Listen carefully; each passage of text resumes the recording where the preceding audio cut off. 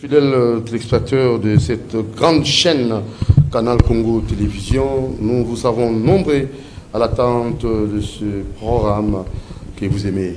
Doudou Montiri qui vous retrouve sur CCTV et vous allez aujourd'hui, ensemble avec notre invité, nous allons aussi vous permettre d'avoir des prises en précision, explications sur l'importance des techniciens en pharmacie dans la société.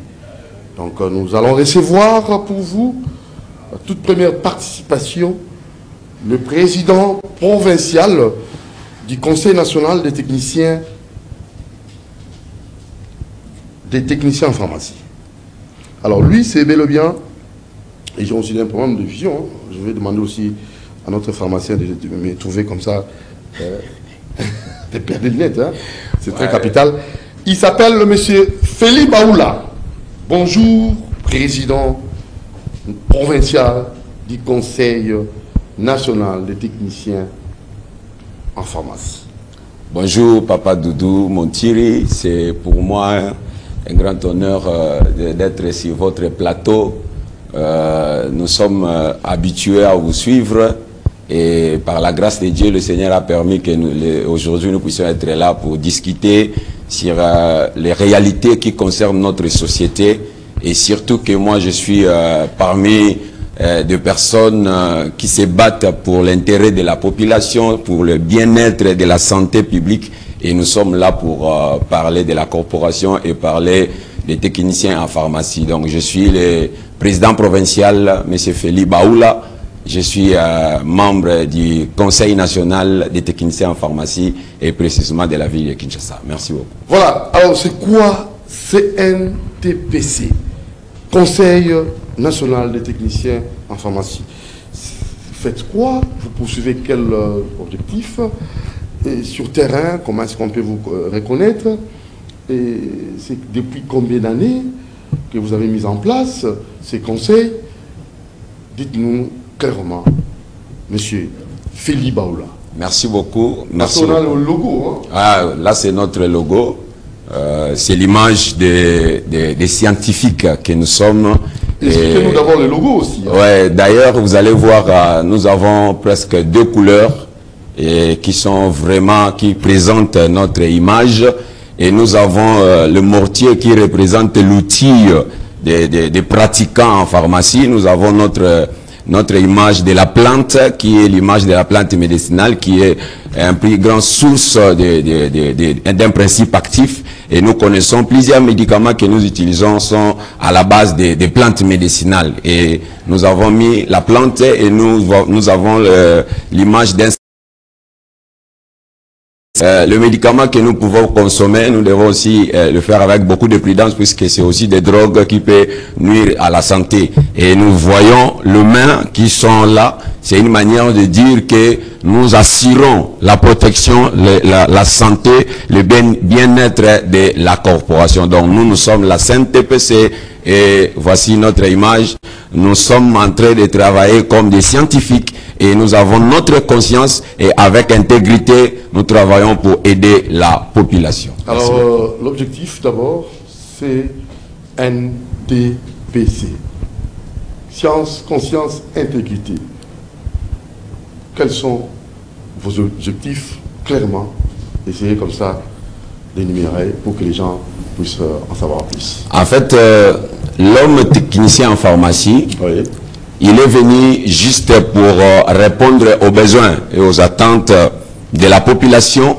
Et selon l'histoire, nous connaissons bien que l'homme technicien en pharmacie est venu à travers le groupe ou la corporation des assistants en pharmacie. Et ce qui veut dire que lorsque nous voyons dans notre secteur pharmaceutique, il y a 2 types de personnel de santé qui travaillent dans le secteur pharmaceutique. Il y a des pharmaciens et il y a aussi des assistants. Maintenant, nous sommes arrivés puisqu'il y a eu un besoin. Et notre besoin, c'était de combler ce vide.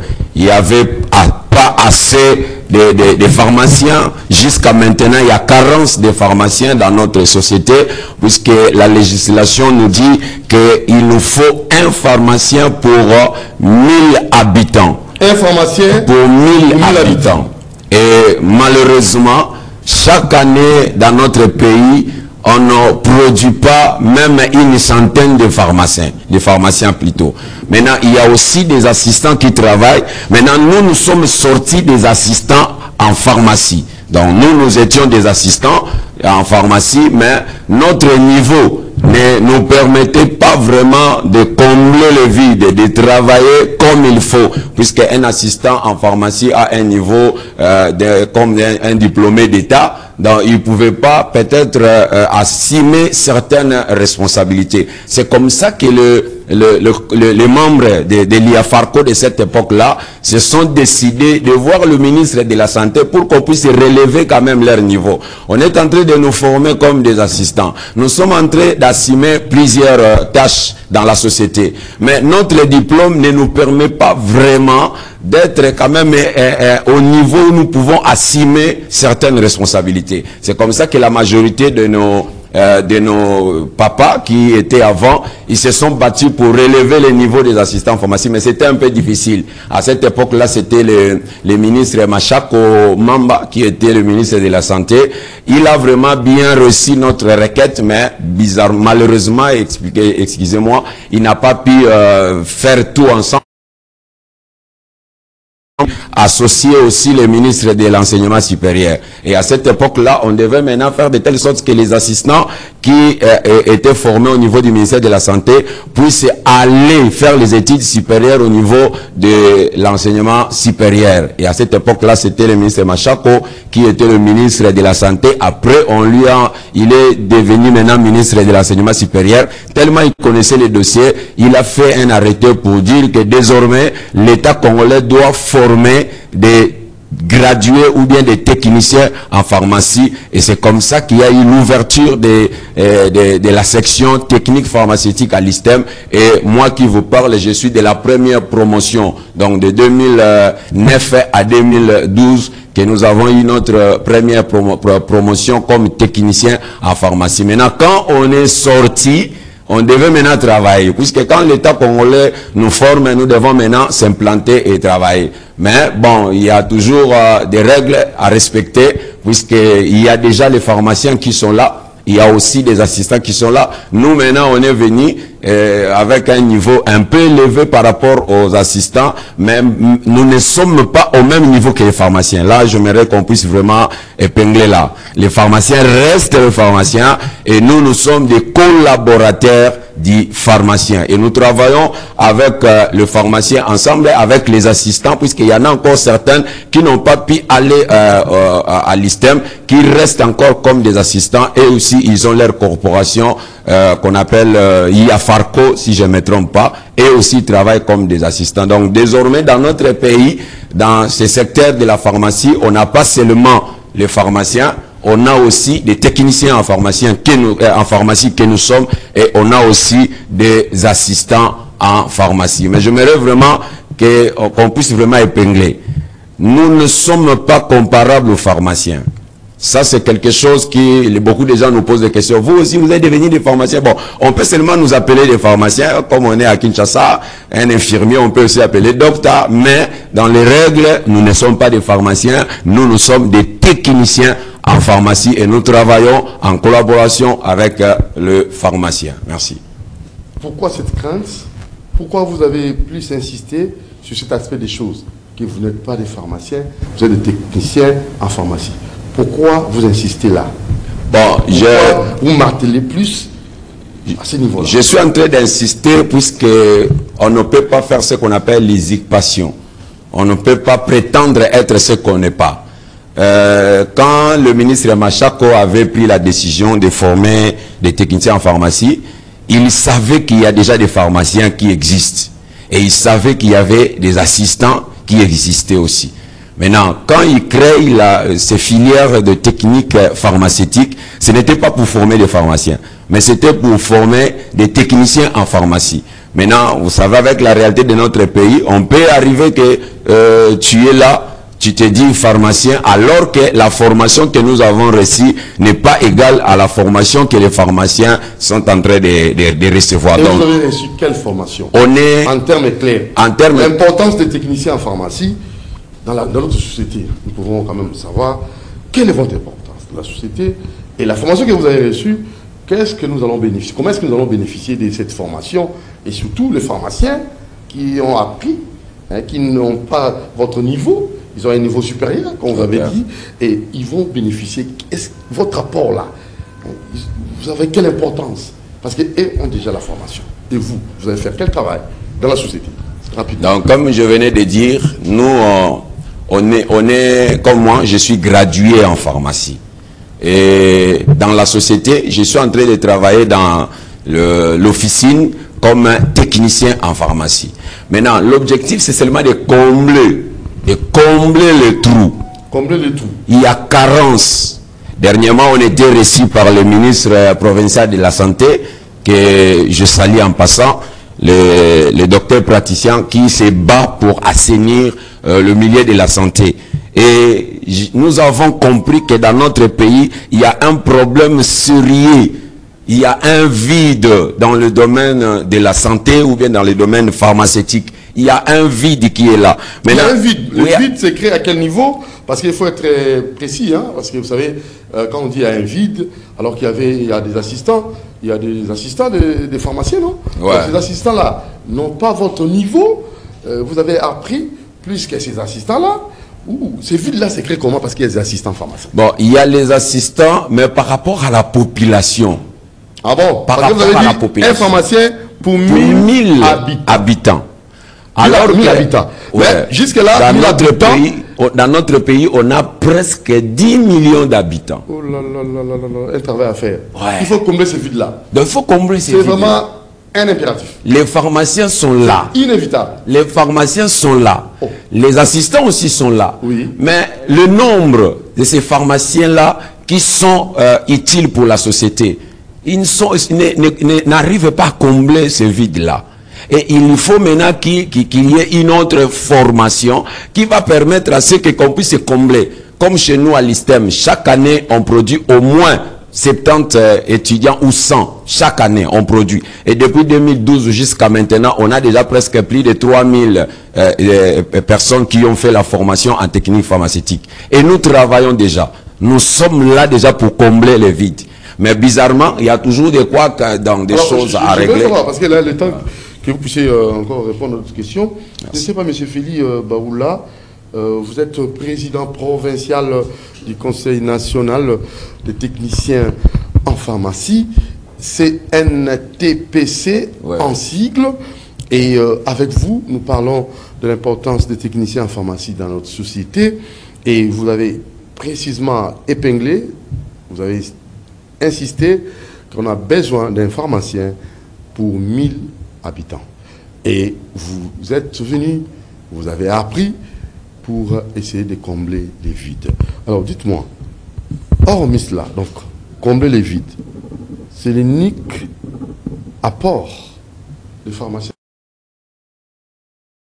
N'est-ce pas combler les vides seulement? Bon, on ne saura pas combler les vides à un moment. Donc, quand nous sommes là, nous sommes en train de travailler. Nous sommes en train d'insister qu'il y ait encore d'autres jeunes qui peuvent aller faire la formation des techniques pharmaceutiques et travailler pour le bien-être de la population. Mais le nombre où nous sommes déjà dans les différents endroits où nous travaillons, je vous dirais clairement qu'on est en train de faire un travail. Vous travaillez sérieusement? Oui, on travaille. On a des confrères qui travaillent dans plusieurs établissements. Plusieurs établissements. Si vous allez même dans des grands hôpitaux, vous allez trouver qu'il y a des techniciens en pharmacie qui sont... Vous êtes reconnu? C'est ça maintenant le problème. Parce que là, vous travaillez, je sais pas, c'est l'amour de la patrie. Ouais. Vous travaillez parce que vous aimez le Congo.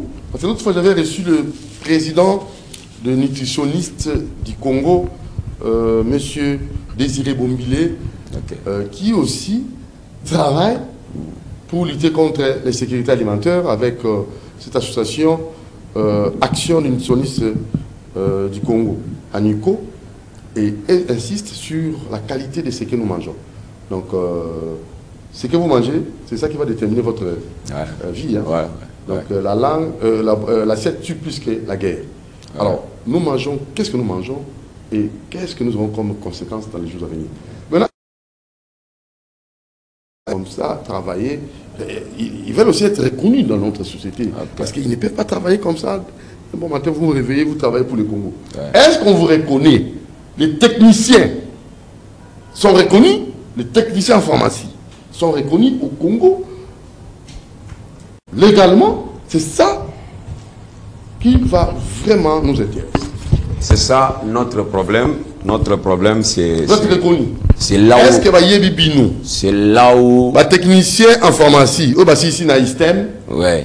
Naba ISTEM, mais il y a étendu à RDC. Est-ce que Bayebi Bango, est-ce que basé sur la légalité, tout, ça dit qu'à Congo, qu'on débrouille. Après, si je suis le secrétaire national Nabino, Monsieur Blaise. Papa Blaise Monaneno. Blaise Bonaneno. Un ami de longue date. Alors, est-ce qu'on vous reconnaît? Oui, le processus est allé, mais blocage est à quelque part. Quand on l'a reconnu, d'abord, il faut que homme technicien en pharmacie, et ça, biso mokote to la li to la muki to lobi que non to li to comme technicien té. Et ça, l'État congolais ne aza a fongoli filière on a former ba technicien en pharmacie. Puisque tozo zala to tangi na ba ISTEM ya Kinshasa awa nengo lobi ba nutritionniste baza ba collègue na biso totanga na bango kuna so ke na ISTEM omona section ya nutrition et diététique si je me trompe pas batanga rapé kuna donc biso pe totanga kuna comme ba technicien en pharmacie l'état de mutu a pesi biso nzela to ne kotanga arrêté ya ministre renseignement supérieur oyo esengi ba fongola technique pharmaceutique l'état congolais mutasinyaki yango à travers les ministres Machako Mamba mutasinyaki yango. Et selon l'information ils ont la possession nanga ti a signé document les alaka au cours il y a réunion il y a conseil des ministres donc conseil des ministres to bien président Nimdata Moussara yango. Donc l'état congolais a signé à lobby désormais le la carence ezali dans le secteur pharmaceutique ba assistant bazali mais baza mingité ba pharmacien baza mais baza mingité tika to bakisa corps mususu ya sika o ba ya ko combler trou. C'est comme ça que ba bimisa kishiko bateau ba former bango comme ba technicien ba mususu ba wuti comme ba assistant azaki assistant niveau na eza ya C à lobby te et sengeli na matisa niveau na ngai. Formation comme gradué en pharmacie.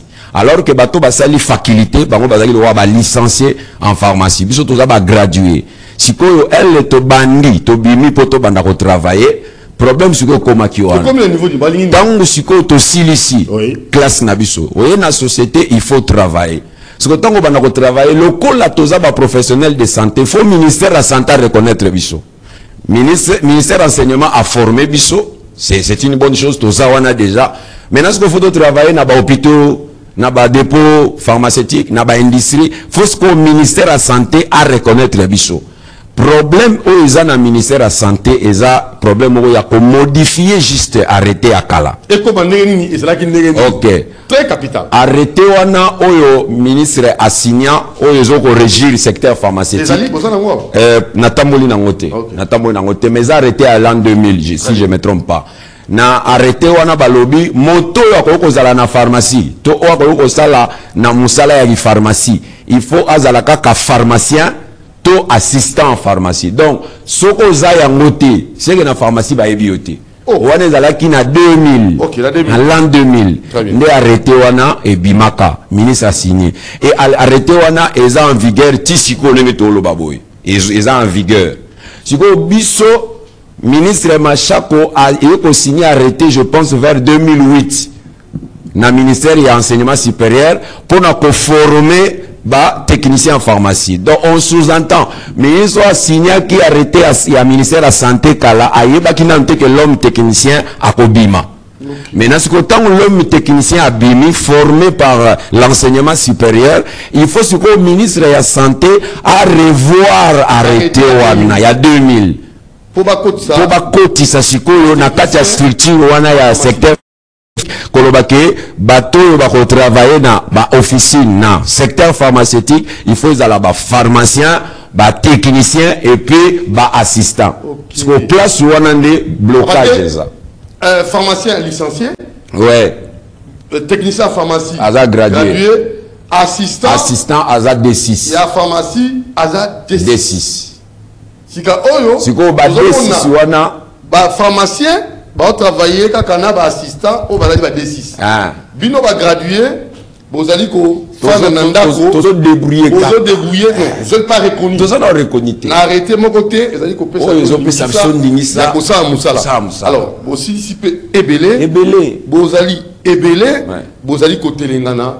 Bozali peut-être ko sanga pe musala. C'est ça aussi yana. On l'appelle pharmacité. Oui. Beaucoup ko taper na dépôt pharmaceutique. C'est un problème. Beaucoup ça na hôpital. Mais vous allez former. Sikoyo na ko nuancer le bloquer. Na nuancer le c'est un blocage. Oui. C'est un blocage. Voilà comment débloquer. OK, na nuancer le moko. Toujours travailler puisque avantage toza na ngoma mukie. O isali ke lelo toza à la place toza. Ezaka ka lettre oyo secrétariat toza na yango. Vous don't think l'exception lettre wana? Lettre oyo.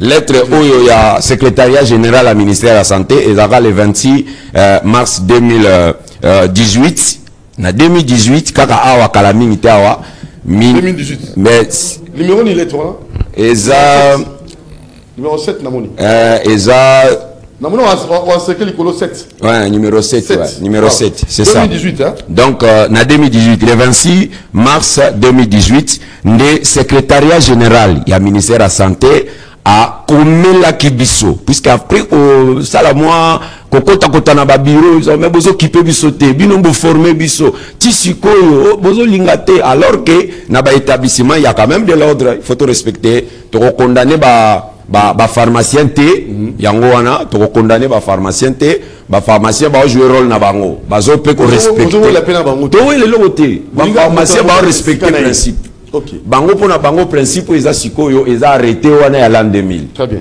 Na arrêté wana technique pharmaceutique to baye bien moté. Baza na raison na bango. Moyen to telemela bango pe e ati.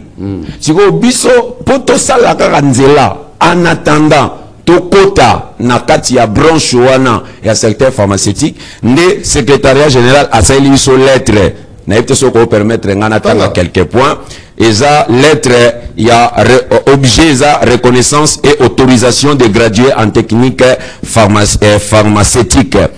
A Komela qui président Nabiso à cette époque pour nous c'est monsieur le président j'acquise réception de votre lettre numéro 01 10/C et tout consort du 28 novembre n'a sauté relatif à l'objet repris en marche et vous en remercie. Alors oui quand assez après lecture et analyse du dossier et en attendant qu'une réunion technique de mes services puisse définir les tâches de chaque professionnel pharmaceutique, le ministère de la Santé ne trouve aucun inconvénient d'utiliser les gradués en technique pharmaceutique ou technicien en pharmacie dans les structures médicales et pharmaceutiques étatiques ou para-étatiques que privées de notre pays, qui souffre de carences criantes en personnel du domaine. Donc même le secrétariat général Zoyobake, carence et zakuna. Il faut beaucoup de temps pour beau travail. Yango lobby, cependant, pour éviter tout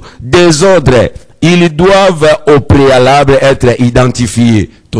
Déjà na corporation nabiso, to identifier rabatu nabiso, nenge secrétariat général à Sengaki nabiso, et munir d'une preuve certifiant qu'ils ont été enregistrés. Yangwana tozaka na permis d'exercer oyo, ezato pesaka ba membre nabiso pona kolobake, to yebi bango, bazo faire partie na corporation nabiso. Nena suka lobi, nous vous exhortons afin de bien encadrer vos membres dans l'exercice de leur profession pour l'intérêt de nos populations. C'est le secrétaire général Dr Lukombe Malamutu Emmanuel. 2018. Lettre au base nabiso. Donc ce qui a été alors que mais c'est ça le problème. Il y a un moni lelo lokola mongongo ya CCTV ganga makasi tolobi pour la unité biso peto le kana tant sous na ba bureau pour na kokota pas ba chef na ba mesures sécuritaires ba réalité zebelé et ça facilité mais à partir peut-être il y a médias on peut kozwa possibilité à koyamba ma pas ya chef. Est-ce que dans lettre on a 2018 ouais bisika ne supposé que ndi bazali ko to sango bon en fait arrêter na lettre wana ouais arrêter de peser non oui est-ce que lettre bisika ne supposé ko bino pe bandimi to ba yambi bino na ndenge penza avantage na bino bo zongo na sima lettre à 2018 ce qui est vrai papa Doudou toyebi ke mboka na biso eza na administration solo et toyebi ke na chaque ministère moto aliboso oyo azokamba ministère babengaka ye ministre et na moto amibale oyo asimi ministère babengaka secrétariat général siko baattribution nde kama teza problème donc soki secrétariat général déjà reconnaître biso on sous-entend tout ça quand même déjà reconnu et lettre ils ont permettre biso netinga place de sala et ça déjà parti à lettre on peut biso quand même opportunité de travailler mais lettre oyo ils ont un impact makasité pourquoi ils ont traîné depuis 2018 tilelo est-ce que vous avez des démarches bon ces démarches il y a Goluka pour atteindre l'autorité oui télévision tu as mis non le long ba liboso est-ce que comment li to bokeyi Goluka pe ba konzi to ministre la santé actuel bokendaki mukolo nini correspondant ezalaki mukolo nini bozwi pe yano nini parce que en termes clairs soki nga na kotala na ndenge arrêté à 2000 et comment maki eux ezali ko reconnaître kaka ba pharmacien na ba assistant en pharmacie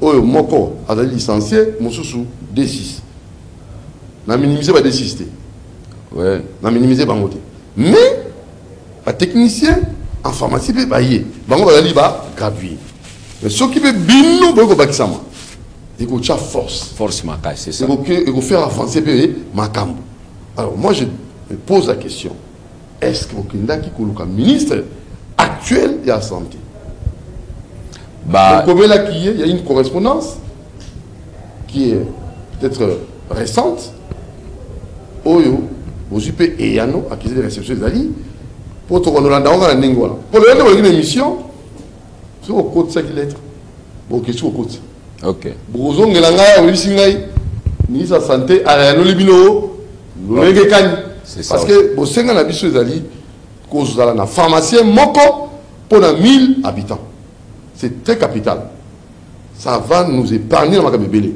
n'importe qui a offert la pharmacie. Oui, oui. Je vous avais vu avec le ministre provincial de la Santé, provincial, praticien. Ouais. Lui, vous avez aussi. Il n'est pas Yambari Bisso. En fait, Nazo Pambola Nzambe, puisqu'il y a quand même des personnes au Bazan. Lui, aime ça. C'est un médecin. Aime le changement. C'est un médecin. C'est un médecin. Il y a un médecin, c'est quelqu'un. Tant que comment na bureau naie, je vous dis, un docteur, un médecin. Azakina souci à Oyo Kabiso. Aime son travail. C'est le professeur de la santé. Après, le monde est oui, oui. Je vous dis, dans la santé, au monde, il y a des maladies, il y a des surtout que souci à santé congolais. Na bloko va sinistrer à Keti. Ça c'est praticien. Lui quand il aime son travail. Ça c'est vrai. Donc aligné ko sala pour mboko ki liboso. Tu vois. Donc son intelligence, sa force, va vigueur non soyez pour l'intérêt de la nation. Et en plus, à Bibosa n'a rapport de la nation. Ça, c'est les docteurs praticiens, ministre provincial de la santé. N'a pas sur le même pas technicien en pharmacie. Pas pour reconnaître. Très bien. Bisso vraiment malade. Mais est-il que dossier tous à niveau n'a été il n'y a pas le bac à Kusunga Bisso, n'a ngam pour n'envoyer Bakomata, voilà Bisso, puisque Bisso combat à un niveau national. Mais na niveau na ye to so la qui n'est bien puisque moni tango babana ki makambo kwa sinir ba pharmacie et habitumba na biso to zango ba cité omoni papa Doudou oza journaliste et ça la ka moi mutema moko pasi métier oyo tangeli au saleli pendant longtemps au mona batu moko boye ba yebi kututé ba komi ko s'abiser na métier na yo oui na ordonnance azo tangate et ça la ka bien té nous sommes à la cité OK tu vois maintenant les problèmes oh non alors que Toza est belé Toza est belé papa mais ordonnance ba nga comment bien Toza est belé au totangi pharmacie Toza ba universitaire Maintenant, imagine que pour la loi wana, oyakalawana, et l'obi nangai que okosa pharmacie. Alors que nous avons une pharmacie. Maintenant, tu as une réalité à Congo, nous avons pharmacie, combien est on na ba individu, ba mécanicien, ba couturier, tout le monde a même na docteur praticien, et ton autre tambola nanzela, tu accompagnes vraiment méthode wana ya kwa assainir, biso tozo senga vraiment que système wana zonga, pour moi ordre mandai kokota. Mais la réalité est que dénigrer valeur ya ministre na musala zosala. Nous soutenons et nous croyons que le léglement a changé, ministre a la décision pour photo régler secteur, surtout à la pharmacie. Vous voyez des gens comme ça qui vendent, qui détiennent des officines, bazaku toata, pharmacie, ni AP même. Puisque nous on reconnaît des AP. AP bazabatu ya osakana ba honte. Assistant pharmacien. Ouais. Puisque selon l'histoire, on doit apprendre, assistant pharmacie, baza, bateau ba notre travailler na ba Belge. Au moins tant ba Belge ba na mbo wana biso. Bateau bazaki boso ba pharmacie à cette époque-là, c'était des blancs. Bazaki ba mindele. Maintenant ce que bazaki na ba noir, o ba notre travailler na bango na ba dépôt. Bazan expérience. Et ba na ko former bango na mama yemo awana IM. C'est comme ça que le boumai bangoga titre au bas mais quand ta formation les assistants ne peut pas négliger bango. Bazaki na niveau c'était mais ce qu'on prend les papier. Il y a un moment où papa biswa kala président biswa kala le fait Dieu donner le cas où atika biso déjà moli moné pe manakimia yé muta bundana penza azalaka président ya Farco azalaka président assistant pharmacie ya pharmacie yé muta bundana pour ko matsa niveau mais mon gars bari atango ne zalaka tango babimisi batu ya système c'était comme ça que moi branche wane bima qui n'est obimisi ce que image ya CNTPC. Maintenant nous travaillons dans la société. Nous devons aider la société comme je viens de vous dire. Kita na ba commune abiso. Tuna kaka commune moko pharmacien azawapi.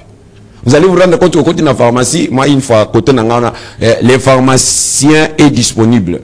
Bon, tous à la bateau sans critique. Est-ce que dans la pharmacie, comment les pharmaciens disponibles? Puisqu'on sous-entend que les pharmacies doivent être là. Quand on crée une pharmacie, c'est pour que les pharmaciens soient là. Mais comment on va rappeler que les pharmaciens sont disponibles? C'est puisque tu as une culture que dans la pharmacie, va s'arrêter. Mais ce que nous avons pour Alex, la pharmacie n'a moins considération pharmacien à la cao. Et à combien on a les pharmaciens est disponible alors que tant que nous faisons la pharmacie, il faut pharmacien à la si pharmacien à zate, soit assistant face à la pour assistant yekola kis. Ce qui assistant à zate, technicien face à la wana pour yemta yekola kis. Ce que bakor misa tu oyo l'état muta a formé bango. Mais tu comme une société, un technicien, moyen de travailler zate, moyen dans la pharmacie zate, pour nini arrêter au wana yakala et kangi est bloqué. Alors il y a une question la plus est-ce que bon qui ministre la santé actuelle bon oya siko na tokuta na été mais ba lettre et kendaka pour wana eza beaucoup plus géré na niveau ya président national na za juste président de ville ya Kinshasa nazo pese mbote confrère Félicien Kayembe na pesi mbote ici Kazali oui normalement parce qu'on doit aussi recevoir bazaba romi balena papa Blaise Blaise Mbonaneno on a mis de longue date à la secrétaire national il y a corporation il y a CNTPC donc Conseil national des techniciens en pharmacie très prochainement président national azapena ba donner ebelé pour quand même au ngana yoza provincial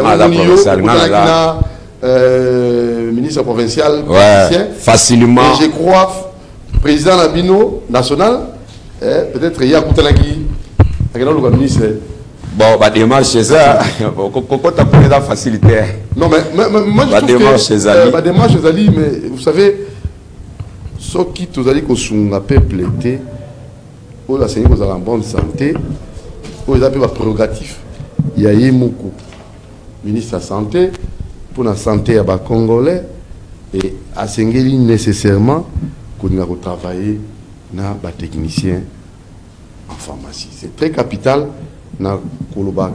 Clairement les Camboyo, vous avez dit ça qui est effectif, ils allaient moquer les pharmaciens. Ouais.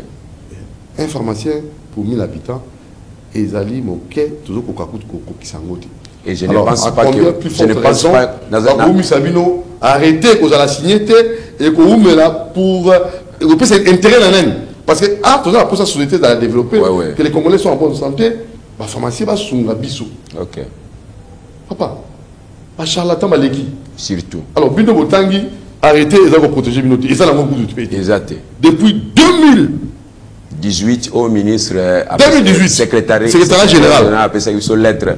Lettre à Pamba. Il y a Pamba. Il y a un temps de découvrir Bissot. Découvrir bateau, Batangi, Penza, OP. L'État m'a formé Bissot. Alors, il y a un manque à gagner pour l'État. Ouais. Bateau, il y a formé. Pour l'intérêt à développement et à santé des Congolais. Alors, comme ça va chômer, il faut arrêter pour être beaucoup bénéficier. Et bénéficier. En fait, il y a un autre loba les pharmaciens les loyo na étendu mobima en boka na biso. Baza même pas 3000. Oh, ne me dis pas ça. Ouais, baza même pas 3000. Dans la mboka na RDC. Na Congo mobimba. Na RDC, on a même pas 3000 pharmaciens. Même pas 3000. Mais on a combien de pharmacies? Comprendre ce que... Non, non, entre nous. Si au Congo, ça devient encore un autre problème. S'il vous plaît. Si au Congo, on n'a même pas 3000 pharmaciens bien formés. Ouais. Mais, la Congo, tout le monde a la pharmacie, Ezali, la pharmacie va moquer. Mais je vous dis aussi clairement, Papa Doudou. Mais ça, c'est danger. Tout le monde a quand même dans la pharmacie. On me dit, tout ça quand même correct avec nous-mêmes. Congolais, tout ça un système, moi, mbongwali kelemba oyo lié et permettre na yo au sala oyo lingi et permettre na yo et couvrir kaka vide na yo. Yangwana omoni ke mutu azumwali kelemba na ye azumbongo na ye et puis asali kaka boutique na ye atie bakisi abandi koteka sans que mutu atuna ye loko. Donc biso tozala pe na ba pharmacie. Et avantage ça peut-être na niveau ya ville na ville ne na mona vraiment que ba pharmacie pe na ba respecter ba norme na Gombe awa na ko loba mais so kita okena cité Papa Doudou o yoka nankele na mona ndeko mboka c'est mbote mingi un ami mbote là mbote là uti mboka ye afoni pharmacie na tuni me yo ndeko aye binini yo mbote là uti mboka kota siko na pharmacie même pharmacie za rappelle na moi structure nango tozana ba principe même kisi kanenge to tandaka na ba rayon wana to yebaka forme nini yo kotiela kisi yango mo ko batolo ba biso soki na koti na pharmacie na eka na telika pharmacie na vite au professionnel azao. Mais ce que la pharmacie, nous sommes carrément au quotidien dans mélange, antibiotiques, vitamines, mélange, on est très dangereux puisqu'il y en a certains médicaments, on va bien avoir psychotrope. Et ça, médicaments, puis bomba kayango na tiroir. Et ça, médicaments, to bengi lokola antibiotiques. Et ça, médicaments, bomba et ça, qu'à la portée de tous. Imagine quelqu'un qui vient, pesanga antibiotique, mais qu'on a eu qu'à bien te pesanga antibiotique et tout n'est pas antibiotique alors qu'il y en a certains médicaments qui ne se donnent que par prescription médicale.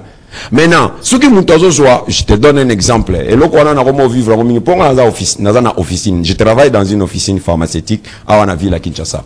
Les loyo batepele ba négliger loko wana mais soit image moko boy bimana cité tout na ba gène ba somba ka kiso ba bengi tetra eza antibiotique. Basangisa kango na whisky pona komela pona hémorroïde et batu bazola ndanga na ebité soki na lokuta docteur oui pharmacien sunga je te dis basombaka tetra oui azui tetra o eza antibiotique ya makasi afongoli yango po za ba capsule afongoli ba capsule azui ma verre na yemoko ya whisky akozwa 4 5 6 comprimés asopi na kati ya mélanger pona bango balobi ke traitaka hémorroïde président dans la poison o yezo kota ba PC ya no sunga congolais et ça rani c'est danger zani le pas dans place danger za d'abord est-ce que vous traitez ya ngo moni na uta olaxa yo est-ce que vous soignez nzoto non il faut soigner ta non tu olaxa qui signe surtout bat ba ya na pharmacie. So moni place ba comme pharmacie au mona ka basala ka signe mongo ba che croix après ba che nyoka o biso eza na nini mususu mais mingi na ba pharmacie ba che croix pezali nyoka wana ezo signifier que oyo ko soit pas nangai et ça médicament mais il faut jouer avec des précautions. Soko dépasser dose et comme la drogue, ça va te tuer. Il y a plein de gens qui meurent dans notre société. Yo komona ko ba lié te. Babilo kwa mela ki ya mabe et comme poison et comme drogue et que ko détruire nzoto. Aujourd'hui, les antibiotiques, d'ailleurs, déjà, sauf que même dans le niveau de l'Europe, ils ont sauté. C'est un médicament qu'on a déjà enlevé. Ah, tu vois. Tu vois le problème. C'est NTPC. Vous communiquez. C'est ça le problème. Maintenant, voilà, c'est ça le danger. Est-ce que son hémorroïde? Ah, et son je vous donne un exemple. Mon médicament n'est surtout n'engagé. Médicament n'est surtout n'engagé. On va bien indication, puis effet secondaire. Effet secondaire les un rôle nango. Il y a collapse. Sur le médicament, tam so koyoka ma bouyi. Oyoka neti moi malaise. Neti ba kiss so so meliango mo yoka pongi. Tozi lokola kinini. Kinini so meliango. Si tout ce million a dose élevée, on ressentir que ekobukayo, okoye bakutu te kende chomelo komoko sukanengeni. Mais ils ont une indication nango qui suwana ils ont traité malaria. Mais ce qu'on million on a dose élevée, on risque même qu'on la la mukate. Pour la mine, ils ont un effet secondaire ya kiss. Et ça kaba matoyi chanyi ngawu nenge na boye. Tina tangi pharmacie nanga auto kende plus de depuis 2013 tisiko plus de 13 ans au na secteur pharmaceutique na tikala ko mela kininte na kokango te na melango une fois ka comprimé mo makambo salanga na kokate. Mais aujourd'hui il y a des gens qui prennent des excès de comprimés. Phénomène où il y a tchafouin, au badamela C4. Aujourd'hui, dans votre pharmacie, ce que vous avez C4 T, Sipomex T, Dexarose, Indien P, Sopelibiso, forme. Mais vous êtes où pour nous aider? C'est ça le problème. Techniciens en pharmacie, vous êtes où? Personnel, dans le domaine pharmaceutique, Bazar Penzato. C4 et Sonaka et Zabango? Qui siwana et stimule l'appétit. Au moins na minute on est tous à beaucoup à convalescent au moins mutsoko beli ermoka ki appétit kimaka ya un docteur soko kei na hôpital au juba kisi antibiotique belé appétit kimio bako komelo vitamine wana o melango mwandambo pour stimuler juste appétit mais ce que le lo batu bakoma ko utiliser ngo donc a melango pour ayoka pour ça et puis aya monene abaka akoma monene mais forme nyoso mais non, ça va qui on a, ça m'a pété. Mais c'est ça le problème. Et c'est ça le problème. Et ça m'a l'air de ça drogue. Qui si ça drogue? Et c'est l'eau à rejouer dans l'autre. Il y a un moment où qui se belé n'est pas laissé à la portée des enfants. Puisque vu que moi n'a batté, à quoi fina, à quoi simbabo. Alors que ce que simba na monoko, c'est un danger. C'est un danger. Il y en a d'autres médicaments que moi ça a zéro mais la montée. Et ça pour un problème n'a été mais ça pour un problème il y a moi na oazan na katia il y a liboum. Et ça bah qui si nous aujourd'hui vous savez que ça bah jeune fille belé bazo ko provoquer bah avortement na bah qui si kaka auto za na auto te ka bah 1000 francs bah ni et ça bah qui si il y a bah anti element bah vermox. Puisque bah indication na ouza interdit à la femme dans la première trimestre et à grossesse na amelango pour provoquer avortement mais bah yanke na cité bah 10 millions bah yo zo tanzolo bela melango long le lokoan. Maintenant il y a même d'autres femmes comme ça qui ne maîtrisent pas. Quand tu viens dans une officine au kutanina personnel lokola soit pharmacien soit technicien autotangi kisi tant on a moni za azemi et que na moni kisi zo ko za la propriété na yo je vais t'interdire donc dans l'hôpital moko. Chaque hôpital a signé que vous avez la pharmacie. Oui, normalement. Mais bien sûr, l'hôpital, est-ce que la pharmacie est là? Où est-ce que Bazaté. Médecin a prescrit. Oui. Après, c'est le médecin qui prescrit. Ce n'est pas le pharmacien. Mais qui va délivrer qui? Maintenant, pour délivrer, pour délivrer qui, il faut un technicien. Les techniciens, est-ce que nous avons les assistants et les pharmaciens, bango ne faut pas un comptoir. Bazali, to bazali mais bazati. Parce que bon, il y a 3000 pharmaciens. Ah. Si tout le temps. Non, cette information, moi, je prends cette information avec beaucoup de réserve. Ouais. Nous avons douté d'ango. Pour la moula, nombre de pharmaciens, parce que ça a la collation, nous avons une histoire. Menez banquette now. Ce qui aujourd'hui n'a que Monsieur Feli Baoula, que je reçois. Il est le président provincial du Conseil national des techniciens en pharmacie. On a Katia Congo. Yé a Ebisingai. Pour la ligne Yonde, pas benga yo, oui, pas attendre yo, oui, n'a pas service. Ngai na lobby. Ngaïté.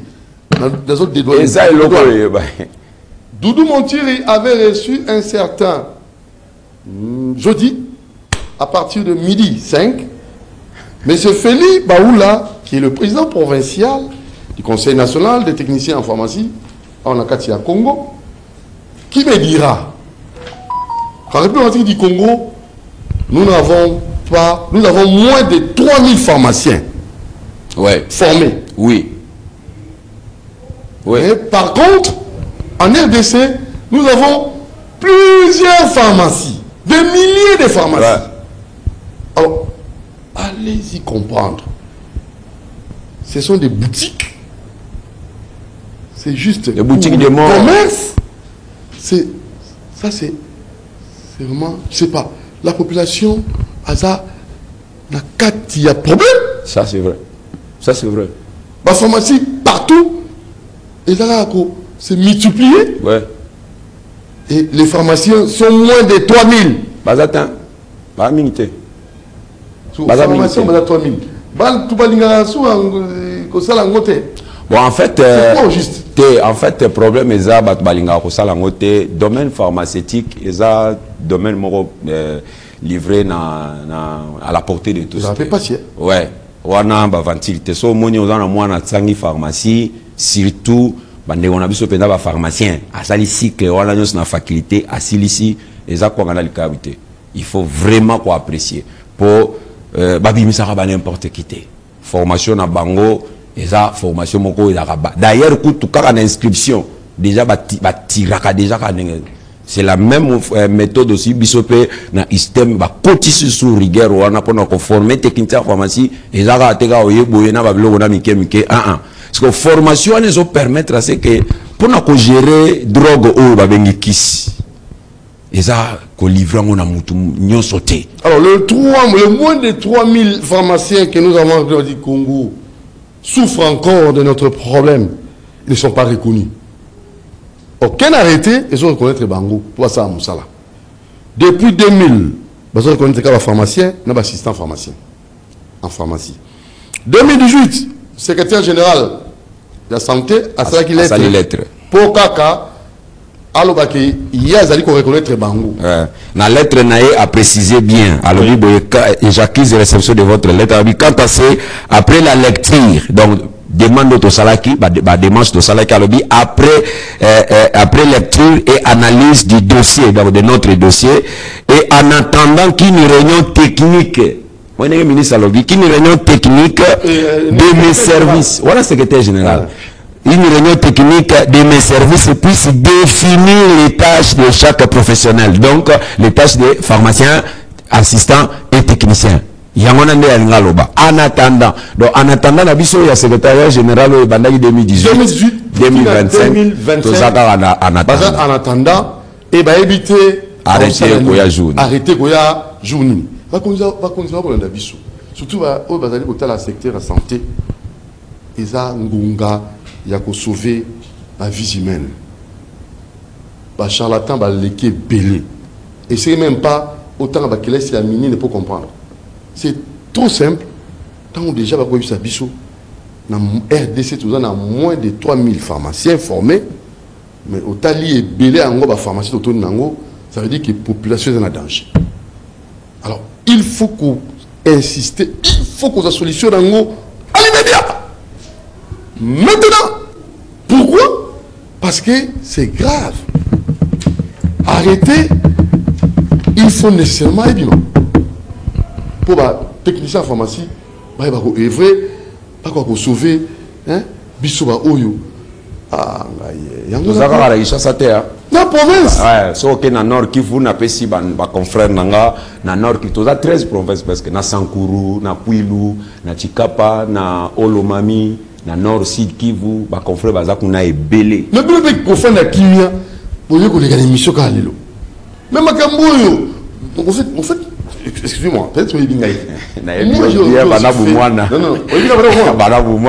ne me dis pas ça. Famille Montiri na TV, yo,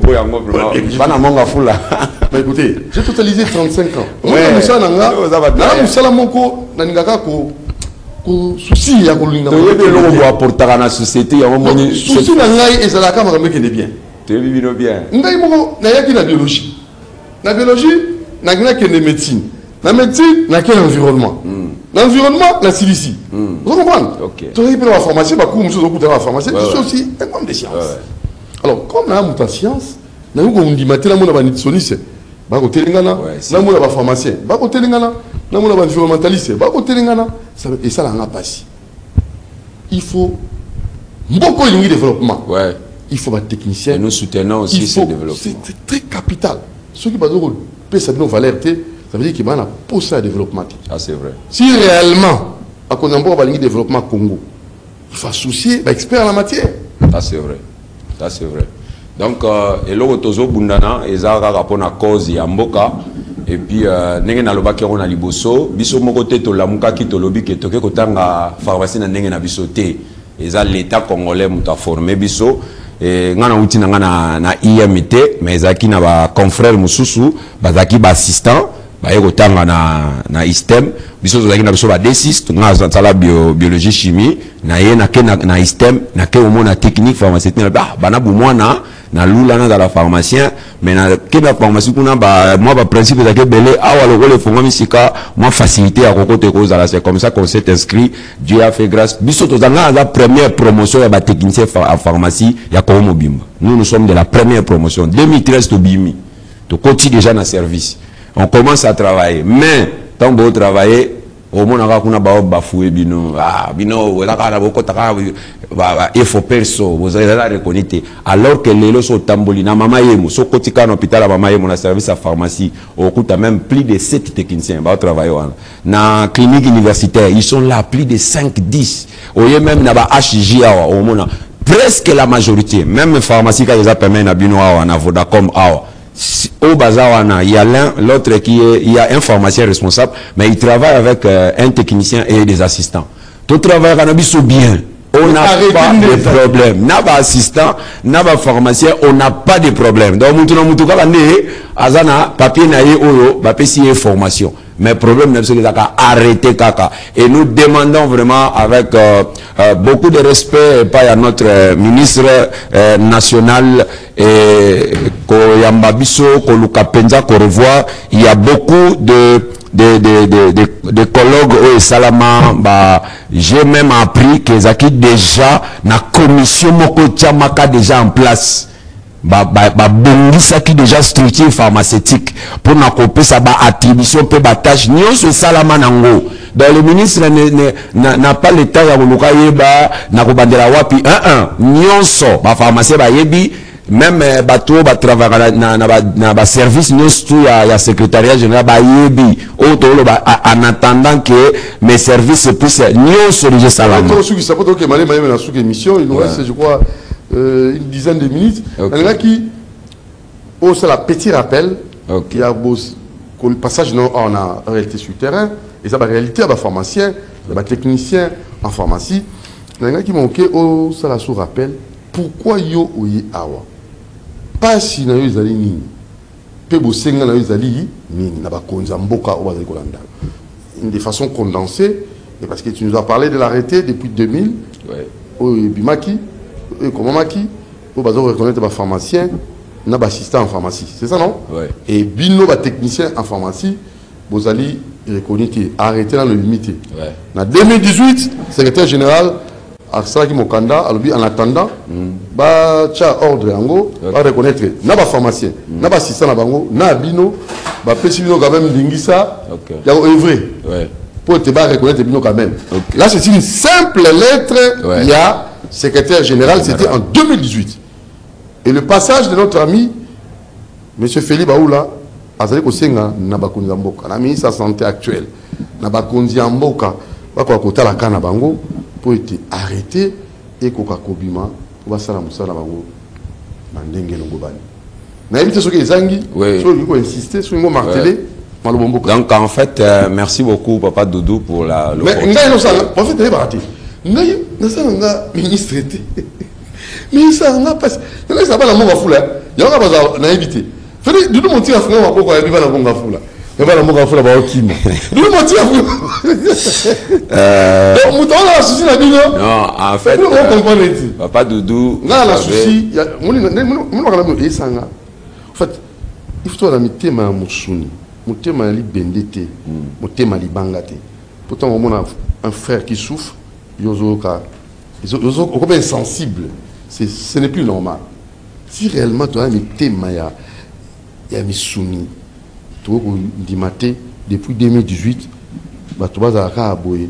En plus tu as un nombre effectif à moquer à pharmacien, moins de 3000 RDC, mais ils sont là sans arrêter. On y va. Merci beaucoup, merci pour l'opportunité, Papa Doudou. Nous avons voulu juste te passer un message na bato baliko kambabiso. La société est souffri puisque carence il y a des pharmaciens et puis nombre na bango ils ont suffisé pour servir toute la population. Voilà pourquoi il y a l'État a kindingisa ya conformer les techniciens en pharmacie au bazo la former dans tous les systèmes et toza déjà ébélé plus de 12 promotions déjà au biso toza na bango et la majorité travaille dans des différents établissements officines hôpital on sous travaille dans l'industrie pharmaceutique ne to fande na bandeko na musu ba pe na ba lamba kisi donc bamsou bazana analyse tout consort maintenant tellement toza ébélé mais tozo continuer la l'état à si ça dossier na biso on constate c'est comme si ndeti makamozo le ga ébélé biso ba occuper bisoté. Voilà pourquoi on a voulu passer ici poto salaka kambela na bakonzi ya mboka. Nous sommes là des techniciens en pharmacie, nous travaillons déjà mais ko Sungabiso était arrêté wana et a arrangé secteur pharmaceutique pour être mutu na mutu à retrouver place naye. On laisse les pharmaciens qui est les responsables de l'officine de la pharmacie Azawana Azo gérer et il a aussi ses collaborateurs. Parmi ses collaborateurs il y a des techniciens en pharmacie, il y a aussi des assistants en pharmacie. Donc nous sommes là lokola biso tozana reconnaître biso to lancer Kambela et pas ya ministre de la santé à talakana biso makambo nyonso déjà salama pour reconnaître donc etikala kaka ko simple signature ils ont l'homme sous etikala te ba nyonso o sengela iko sala ba étude nyonso sengela ki pour régulariser secteur pharmaceutique nyonso déjà salama. Il suffit seulement ko bimisila biso arrêter wana vous allez sauver la vie de plusieurs personnes et jusqu'à maintenant pendant que je vous parle sur quel système il y a encore des techniciens qu'on est en train de former bazo continuer à former. Maintenant le mal est que même à la former tant bazo yoka ke silisa ndimaka bango te bazala considéré te ils ont créé comme si formation yango eza nango yatina te alors que formation na biso eza vraiment oyo wapi l'état congolais azo reconnaître et nous sommes là pour na kolinga kaka ete makambo etambola bien na mboka to s'occuper na population na biso comme il faut et je sais que ça sera une bonne chose vraiment. Je pense que merci pour na motema malamu wana ya oyamba biso na sepeli makasi. Je suis un homme de science. Et je vous promets que ezambala liboso pe asukate je ferai vraiment de mon mieux avec tous les membres puisque toza ebelaire à la ville à Kinshasa nazana moi liste nanga ya réfectoire na ville à Kinshasa on est plus de 800 techniciens en pharmacie na ville à Kinshasa monsieur non na toute l'étendue toza au-delà à 800. Oh, ok. Ouais. Nanor qui vous propose à 300, 400. Va tous belé, tous éparpillés partout. D'abord, attends, le président d'abord, président national. Président. Le nom c'est Félicien Kayemba. Félicien Kayemba. Ouvre Mbaye. Ouais. Semaine prochaine. Azolanda. Monsieur Félicien Kayemba, le président du CNTPC. Président national. Président national du CNTPC. Nous allons vous recevoir la semaine prochaine. Monsieur Félicien Kayemba, président au Kamba, Conseil national des techniciens en pharmacie, dans le RD Congo. Monsieur Félicien Kayemba. Monsieur le Président, vous avez mon soutien. Donc, vous travaillez ensemble. Alors, le secrétaire national, c'est mon ami de longue date. Lui s'appelle Monsieur Blaise Mbonaneno. Ouais. Toujours gentil. toujours souriant. Ouais, ça. Blaise, bonne année. Le secrétaire national, mon ami de longue date, je vous soutiens. Soso Bundapona, Santiago Congolais en Malamo, qui se trouve au Mela, tu vas point au Melango, pour la maladie au Melango, parce que tu vas au Mela Kissi, le gars au Mela Massanga, au Mela Mai, attaque Massanga, et ça rappelle malade sur les gaming. Attends, Mai, peut se mélanger belé, ma bé. Donc, tous, la nourriture tue plus que la guerre. Et bon, Kissi, les animes. D'abord, la nourriture tue plus que la guerre. Ozolia, Ozolia, qui a fait gros bon abisso. Si vous, qui s'y retrouve au Mela? Quel poison, surtout au Mélango, n'a pas d'os et le banité. C'est de excuser. Nalinga qui a encouragé d'abord l'initiative, il y a docteur praticien. Docteur praticien. J'ai appris que Bazoko construire une officine dans toutes les communes. Il y a Kinshasa. Une officine pharmaceutique.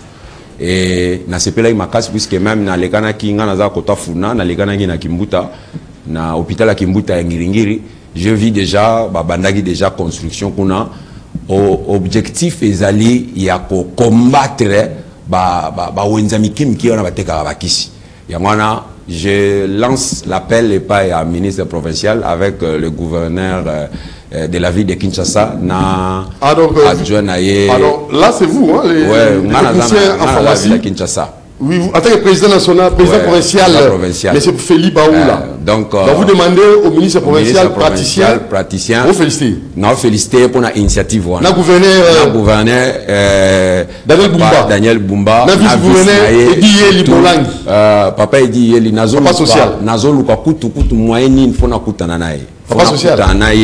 Puisqu'il a beaucoup de choses à nous aider. Vous savez, les gens que Nzamba Matisi, baza bato faut to soutenir na ba idée mususu tant musu azana ngote comment vous belé même ni tolo ba ministre de la santé tant musu mona ke abwakisi bino mais abwakisi bino te on est des parents on a monga minerval mona monga beli il y en a plein de choses il faut toujours tous à rappeler wana pour apporter notre soutien. Donc je suis en train de lancer l'appel et pas à vice-gouverneur papa dit yeli yaza mwana ya commune ya district nanga ya Funa nazoluka ndenge ni tokokutana poto yeba ko s'associer peto to soutenir œuvre wana ya kotonga ba pharmacie na ba zone de santé nyonso. Donc on va pharmacie na ba norme na ba technicien yango de projet wana docteur praticien bandaki yango eza projet moko kitoko pona nini aussi longtemps que biso nan to occuper secteur pharmaceutique na ba cité na biso te na ba bisika de fanda raté ba on va profiter wana ba kotaka ba pharmacie na bango so faut biso l'état na faut l'état na biso ba corporation to travailler de telle sorte que to tcha ba établissement pharmaceutique ce qui muto ana ngiringa yebi ke ba pharmacie so to meza ka pharmacie moko munene eza kimuta est-ce que on kota ba pharmacie mikemkian oh yekota ta mais si ba kota o mikemke puisque atala na keneka ville na zula ngoka na o akwa pa ya mado pa ya Eric ozonika wana na kwa mais projet wana au gouverneur azanango et ça projet louable et nous soutenons. Chapeau. Naïebi que le docteur praticien va travailler avec les techniciens en pharmacie pour bisoper tous à la wana na officine wana pour travailler pour l'intérêt de la population. C'est comme ça que je lance l'appel et pas il y a vice-gouverneur Yemtazaki a saki initiative il y a projet wana vraiment à soukate tobo nlandamba pese ba moyen l'état congolais a soutenir les pepo ya kotia ba pharmacie na ba zone de santé nyonso na ba commune nyonso et ko faciliter ba tout tâche ba trouver ba kis na bango avec facilité. Alors coup de chapeau à vous hein, le gouverneur de la ville de province de Kinshasa, Daniel Bumba, le vice-gouverneur Edi Molangi et le ministre provincial de la santé, docteur praticien, Oyoki Mbela, il y a un technicien en pharmacie, avec le président provincial Félix Baoula, avec Osenga, vraiment beaucoup tana, et surtout l'initiative à Rotonga officine, il y a pharmacie, il y a un établissement pharmacie, il y a une zone de santé, et pour résoudre le temps soit payé, problème tout ça, il y a une pharmacie, les gablots, il y a des criminels. Tout ça, ça pose problème. Nous sommes arrivés à la fin. Ouais, mot de la fin, déjà, nous avons lancé appel et pas il y a membres nous surtout, chers frères, chers collègues, confrères, le 30 juin, Awa, Toza, dans l'Assemblée générale, il y a des techniciens nous en pharmacie à Ville à Kinshasa.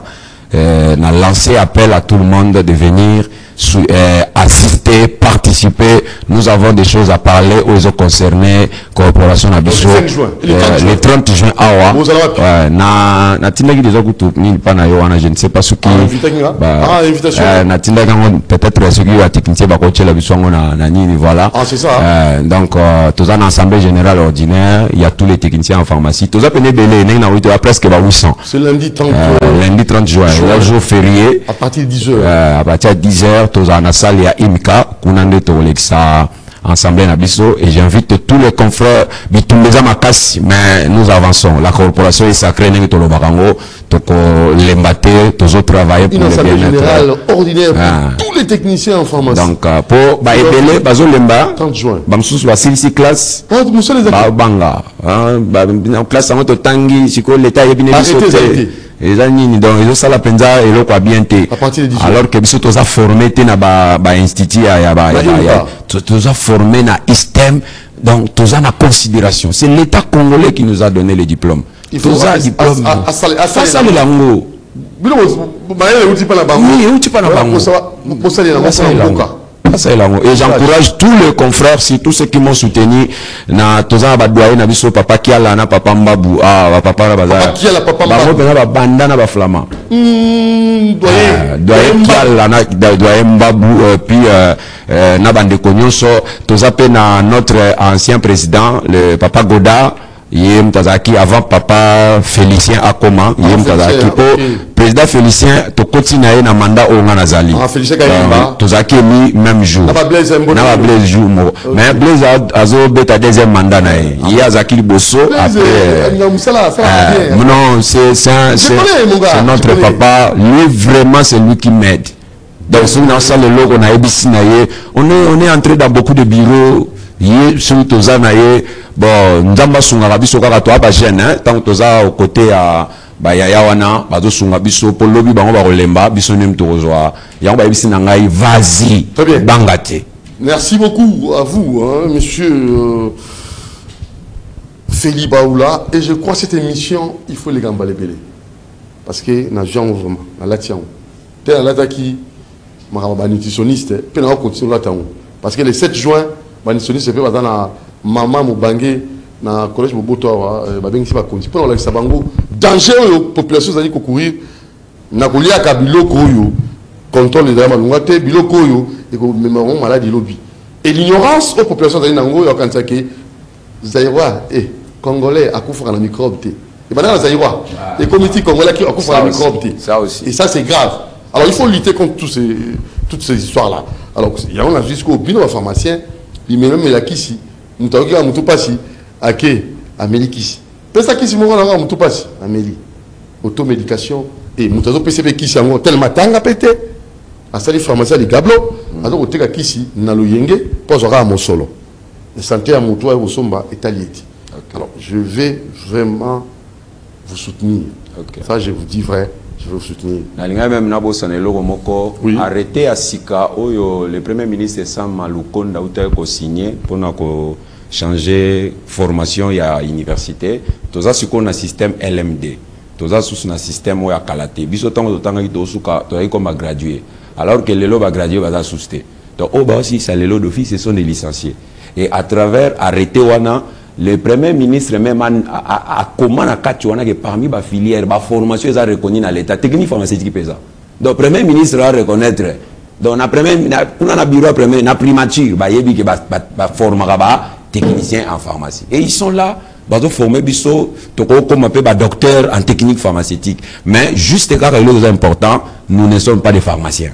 Wana photo tokota na guerre nous ne sommes pas des pharmaciens. Arrêté. Biso tozelaka arrêté, nakati arrêté wana ils a déjà bien fixé.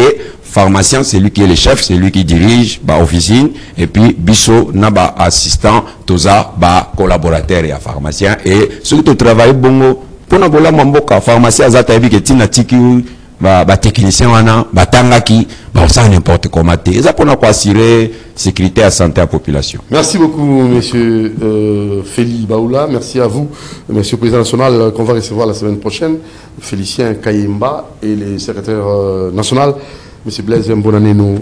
Courage à vous hein, les techniciens en pharmacie, courage à vous et au Simba Doudou Montiri à côté va faire Té na souka. Et ma correspondance pour ça là, boye la ranga, accusé de réception.